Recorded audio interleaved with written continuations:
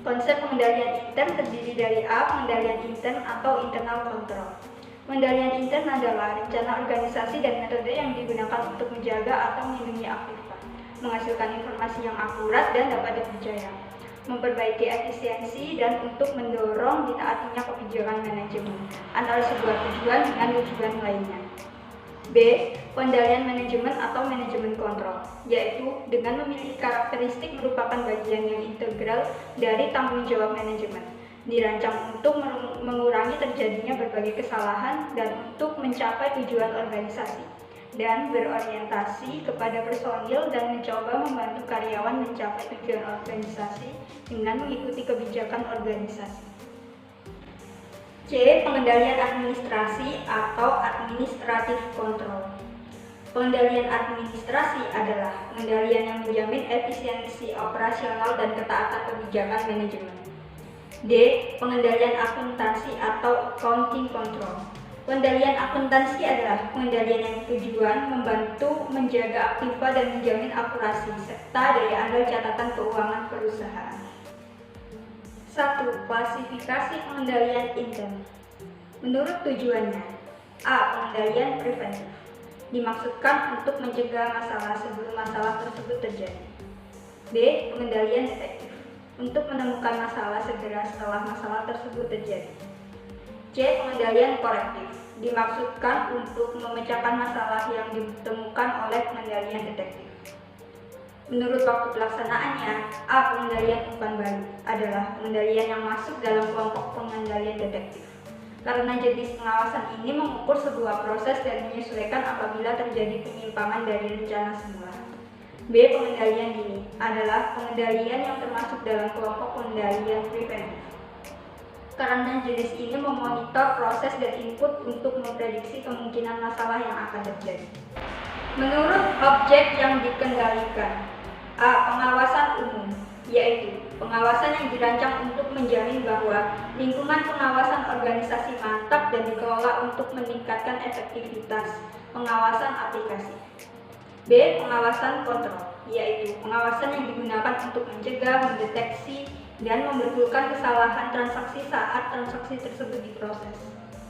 Menurut tempat implementasi, A. Pengawasan input, dirancang untuk menjamin bahwa hanya data yang sah, akurat, dan diktorisasi saja yang dimasukkan ke dalam proses. B. Pengawasan proses, dirancang untuk menjamin bahwa semua transaksi diproses secara akurat dan lengkap, semua file dan record diupdate secara tepat. C. Pengawasan output, dirancang untuk menjamin bahwa keluaran sistem diawasi dengan semestinya. Di sini saya akan melanjutkan presentasi dari Sonya, yaitu lingkungan pengendalian. Apa itu lingkungan pengendalian? Lingkungan pengendalian merupakan dasar dari semua komponen pengendalian intern lainnya yang membuat organisasi menjadi disiplin dan terstruktur.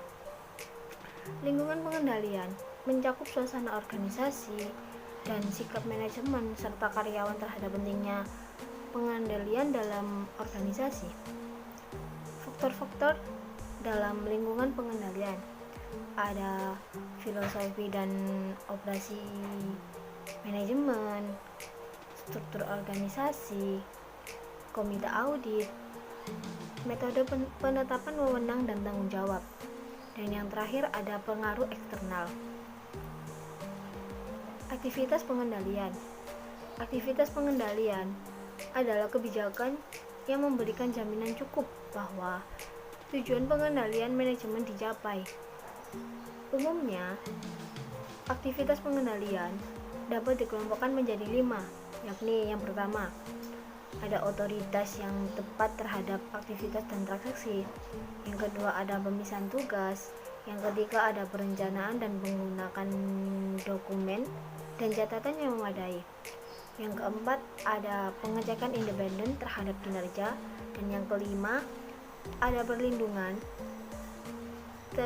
yang memadai terhadap akses dan penggunaan aktiva dan catatan. Dan selanjutnya akan saya persilakan kepada rekan saya untuk melanjutkan presentasi hari ini. 4. Perhitungan risiko. 1. Identifikasi ancaman.